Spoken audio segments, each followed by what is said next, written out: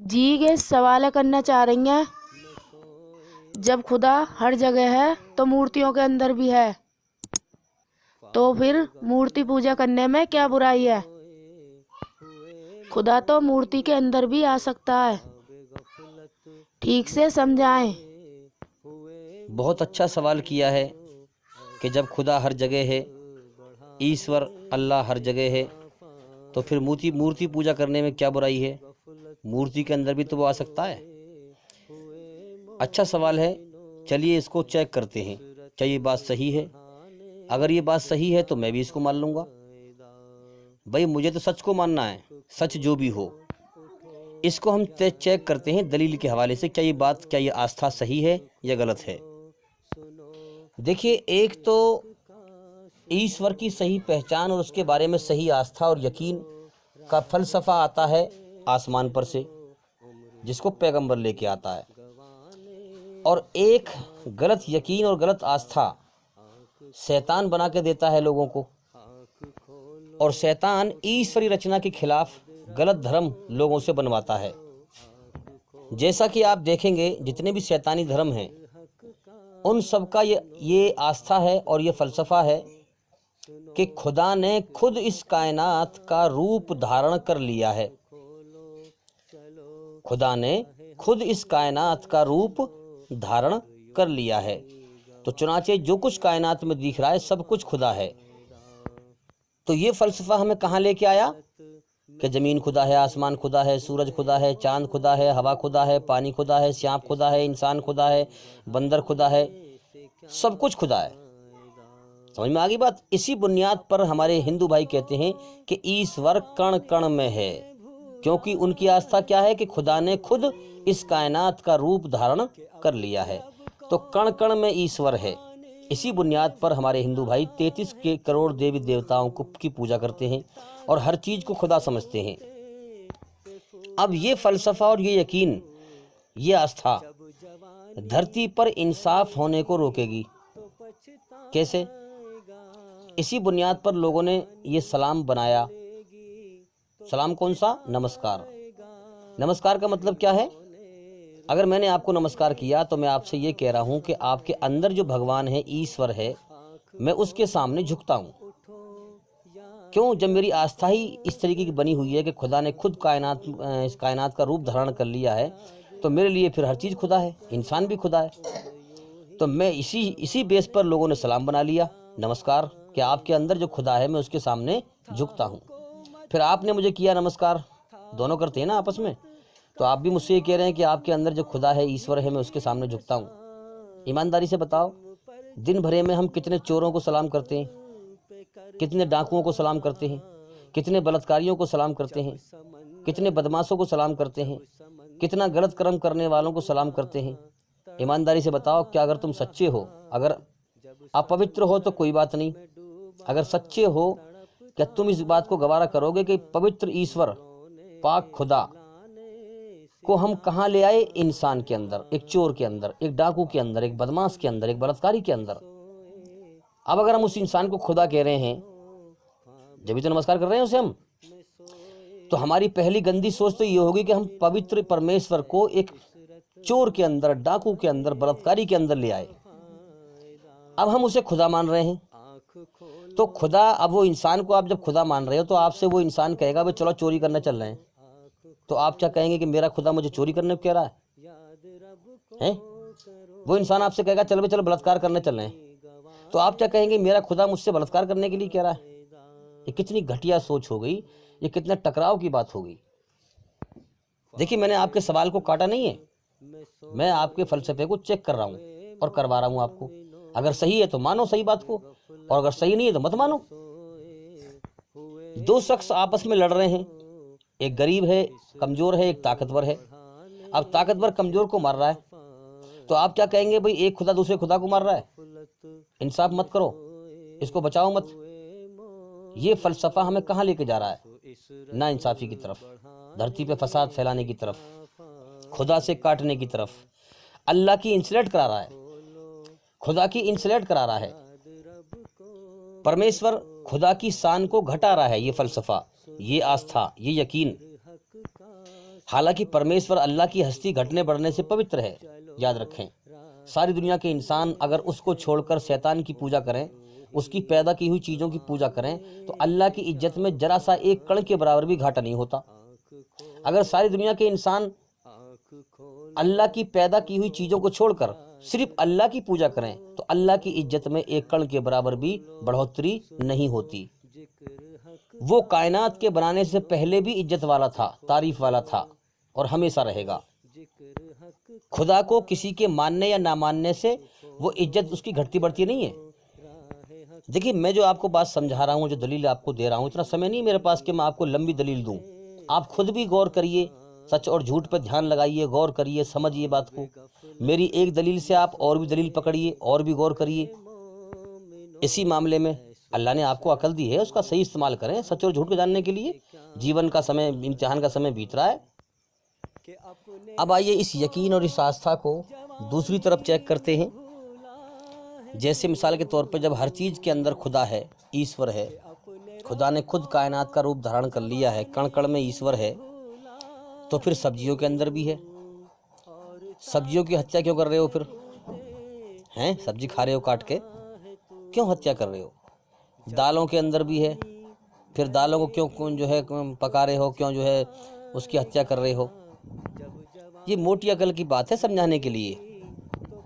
फिर हम देखते हैं कितने हमारे हिंदू भाई मीट खाते हैं, मुर्गे का गोश्त खाते हैं, क्यों मुर्गे की हत्या कर रहे हैं? फिर क्यों जानवरों का मीट खाते हैं?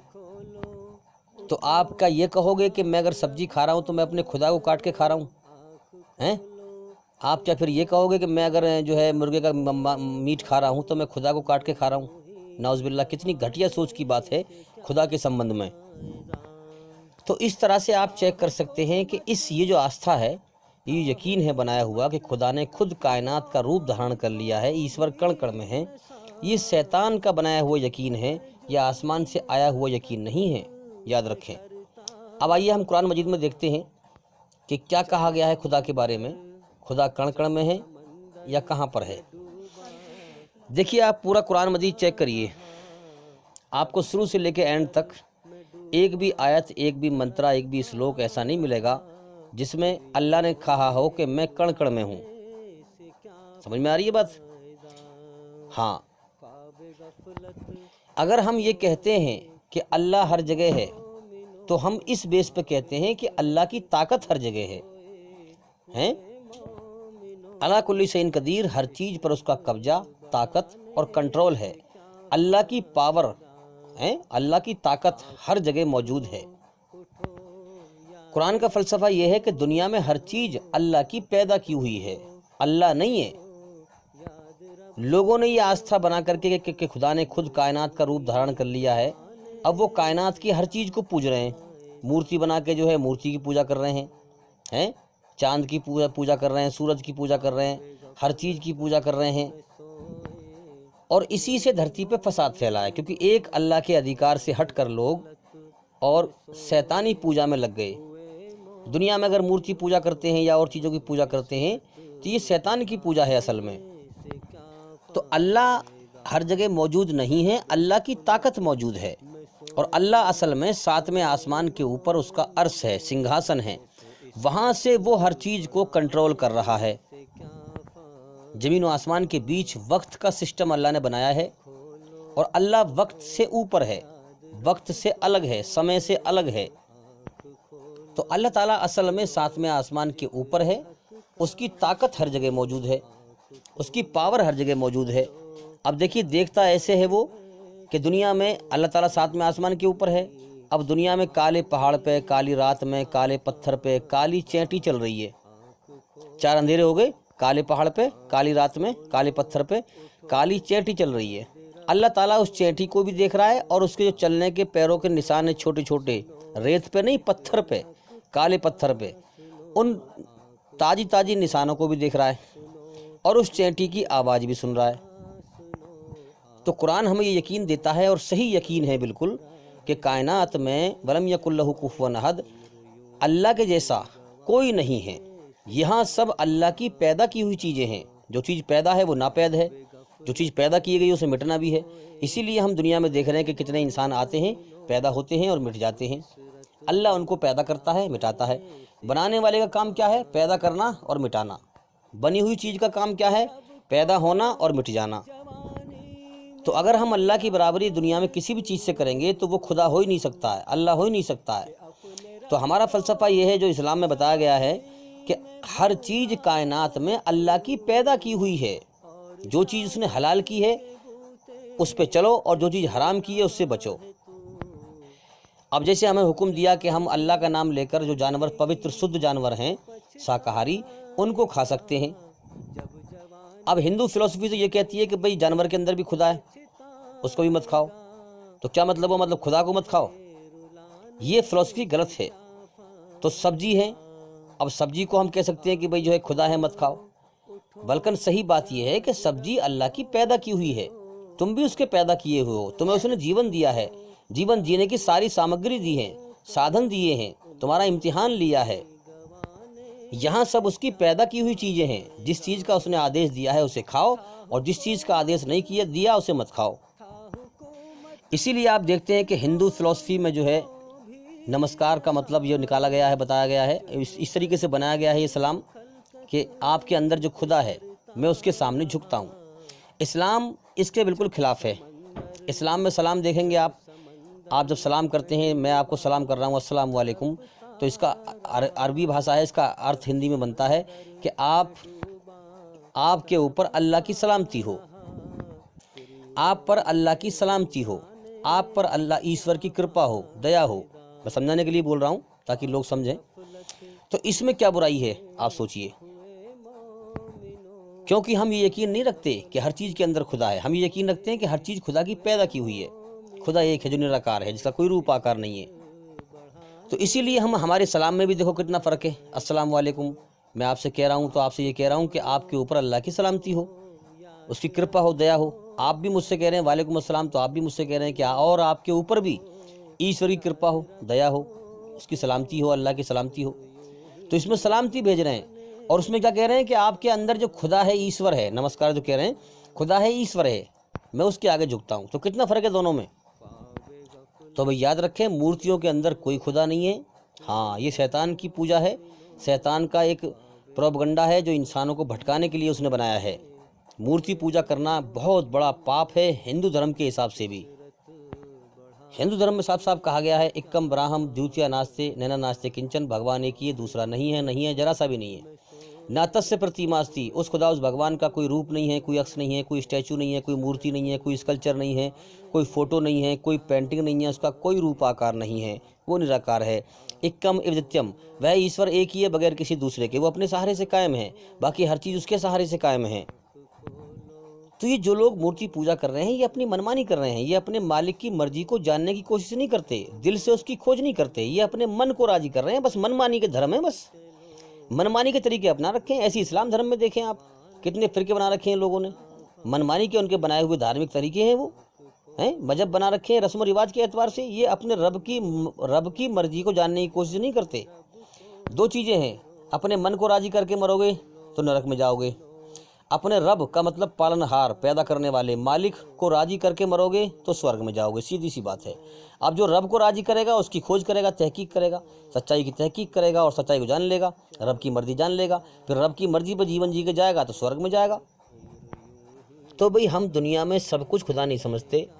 हम दुनिया में जो भी चीज़ें हैं खुदा की पैदा की हुई चीज़ समझते हैं। जैसे हमारे हिंदू भाई कहते हैं ज़मीन खुदा है, आसमान खुदा है, सूरज खुदा है, चांद खुदा है, हवा खुदा है, पानी खुदा है, सांप खुदा है, इंसान खुदा है, बंदर खुदा है, सब कुछ खुदा है। हम कहते हैं कि ज़मीन खुदा की है, पेड़ खुदा का है, आसमान खुदा का है, सूरज खुदा का है, चांद खुदा का है, इंसान खुदा का है, बंदर खुदा का है, सांप खुदा का है, सब कुछ खुदा का है। दोनों में यही फ़र्क है। वो कहते हैं सब कुछ खुदा है और हम कहते हैं सब कुछ खुदा का है। तो सही बात यही है कि सब कुछ खुदा नहीं है, सब कुछ खुदा का है। तो अगर हमारे हिंदू भाई इस बात को समझ लें और मान लें कि वाकई में सब कुछ खुदा का है तो हम हिंदू और मुसलमान आपस में एक बन सकते हैं। इसीलिए हमारा सच्चा मालिक सबका मालिक है। वो हुक्म देता है कि मैंने सारा जहान तुम्हारे लिए बनाया है, लिहाजा जो जानवर पवित्र शुद्ध शाकाहारी हैं उनको खा सकते हो मेरा नाम लेकर। ये सब मेरी पैदा की हुई चीज़ें हैं, तुम्हें मैंने इम्तिहान के लिए पैदा किया है, सारा जहान बनाया तुम्हारे लिए और तुम्हें बनाया है अपने लिए, ताकि तुम मेरी दुनिया में जाकर पूजा करो, इबादत करो, मेरे हुक्म पर चलो, मेरी रचना के आधार पर मुझे राज़ी करके मर के आओ और जन्नत का इनाम पाओ। और इसीलिए हम मुसलमान मीट खाते हैं, लेकिन इस्लाम धर्म में मीट खाना ज़रूरी नहीं है, फ़र्ज नहीं है, सुन्नत है। जिसका मन करे वो खाए, जिसका मन ना करे ना खाए। एक मुसलमान बगैर मीट खाकर भी अच्छा मुसलमान बन के रह सकता है। जिसका मन करे वो खाए, जिसका मन ना करे ना खाए। लेकिन कुदरत की तरफ से मीट खाने की इजाज़त है, हुक्म है। अल्लाह का हुक्म अल्लाह ने मना नहीं किया। जिसका मन करे वो खाए, जिसका मन ना करे ना खाए। अल्लाह ने मना नहीं किया। क्या दलील है इस बात की? दलील ये है कि हम देखें, उसने जो है 2 प्रकार के जानवर पैदा किए हैं, जीव पैदा किए हैं, जो है सब्जी घास फूस खाने वाले भी और जो है मांस खाने वाले भी। जैसे हम देखें कि शेर, चीता है, इनके दांत अल्लाह ने बनाए हैं नोकीले। नोकीले दांत गोश्त फाड़ने के लिए होते हैं। समझ में आ रही है बात? इनके दांत चपटे नहीं है, नोकीले दांत हैं। क्यों? क्योंकि ये सिर्फ मांस को ही खाते हैं। और इनका जो सिस्टम बनाया है पेट का हजम करने का, वो सिर्फ मांस खाने के लिए ही बनाया गया है, मांस को पचाने के लिए ही बनाया गया है। अगर हम देखें, भैंस को बनाया है शाकाहारी, शेरों को बनाया है मांसाहारी। तो भैंस के दांत चपटे होते हैं। चपटे दांत घास खाने के लिए होते हैं। भैंस के दांत नोकीले नहीं होते। भैंस सिर्फ घास खाती है, मांस नहीं खाती। और जो सिस्टम बनाया है पेट का ईश्वर ने, अल्लाह ने, वो सिर्फ घास को हजम करने के लिए ही बनाया है, ना कि मांस को हजम करने के लिए बनाया है भैंस का, है ना। अब हम अपने दांत देखें शीशे में, दुनिया में हर इंसान, सबका मालिक एक है, चाहे वो किसी भी धर्म से हो। अब हम अपने दांत शीशे में देखें तो हमारे दांत चपटे भी हैं और नोकीले भी हैं। साइड की जो डाढ़ें हैं अंदर की, ये इसमें कीले निकले हुए हैं, नोकीली हैं। और चपटी डाढ़ भी हैं और नोकीली भी हैं। तो हमारे जो दांत हैं ये शाकाहारी भी हैं और मांसाहारी भी बनाए हैं कुदरत ने। और जो हमारा सिस्टम है पेट का हजम करने का, इसको मांसाहारी भी बनाया है और शाकाहारी भी बनाया है। हमारा जो सिस्टम है हजम करने का, ये मांस को भी हजम कर सकता है और सब्जी को भी हजम कर सकता है। अगर खुदा चाहता कि इंसान को मीट नहीं खाना चाहिए, ईश्वर चाहता कि इंसान को मीट नहीं खाना चाहिए, तो फिर उसने नोकीले दांत क्यों दिए हैं? फिर ये पेट के अंदर मीट को पचाने का सिस्टम फिर क्यों बनाया है उसने? गोश्त खाने के लिए हैं? सीधी सी बात है, मीट खाने के लिए बनाया है। लेकिन जिसका मन करे वो खाए, जिसका मन ना करे ना खाए। अब तुम सही ज्ञान तो हासिल करो मत, शैतान के बहकाए में चलो कि मुसलमान राक्षस होते हैं, कि ये होते हैं, कि वो होते हैं। सच्चाई की तहकीक ढंग से करते नहीं है, शैतान के बहकावे में चल रहे हैं, जीवन के समय को बर्बाद कर रहे हैं। शैतान के झूठे और बुरे ख्यालातों पर चल रहे हैं कि मुसलमान राक्षस होते हैं, ये मीट खाते हैं, मांसखोर होते हैं। अरे भाई, सच्चाई को समझ ले पहले गौर से। पूरी दुनिया में इस्लाम से सच्चा और अच्छा धर्म कोई नहीं है, इंसान को अच्छाई पर चलाने वाला। इस्लाम ईश्वरी रचना पर आधारित है। इंसान के अंदर इंसानियत को जिंदा करने का नाम इस्लाम है। अब ये बात अलग है कि कौन इंसान इस्लाम के कानून पर अपने आप को चलाकर कामयाब करता है, मौत के बाद स्वर्ग में जाता है, और कौन इंसान अपने आप को इस्लाम से हटाकर, इस्लाम पर ना चलकर अपने आप को नाकाम करता है और मौत के बाद नरक की आग में जाता है, चाहे वो मुसलमान कहलाने वाला हो या गैर मुस्लिम हो। मुसलमान के घर में पैदा होने से मुसलमान नहीं होता। इस्लाम के मैसेज, इस्लाम के पैगाम पर कर्तव्य अमल करने से मुसलमान होता है। इस्लाम के कानूनों पर चलने से मुसलमान होता है। इसलिए मैं गैर मुसलमान भाइयों से कहता हूं कि आप अगर इस्लाम को जानना चाहते हैं, इस्लाम धर्म कैसा है, तो आप मुसलमानों को मत देखो। कितने मुसलमान हैं जो धर्म को नहीं जानते? जब जानते नहीं तो चलेंगे कहाँ से उसके ऊपर? तो आप इस्लाम को जानने के लिए मुसलमानों को मत देखो, इस्लाम धर्म की किताबें पढ़ो। हमारे चैनल के अंदर जाकर इस्लाम धर्म का ज्ञान हासिल करो, तब आपको मालूम पड़ेगा कि इस्लाम कितना सच्चा धर्म है, कितना अच्छा धर्म है। उम्मीद करता हूं कि सवाल का जवाब हो गया, और भी इंशाअल्लाह ज़िंदगी रही तो फिर मुलाकात होगी। अस्सलामु अलैकुम वरहमतुल्लाहि वबरकातुहू।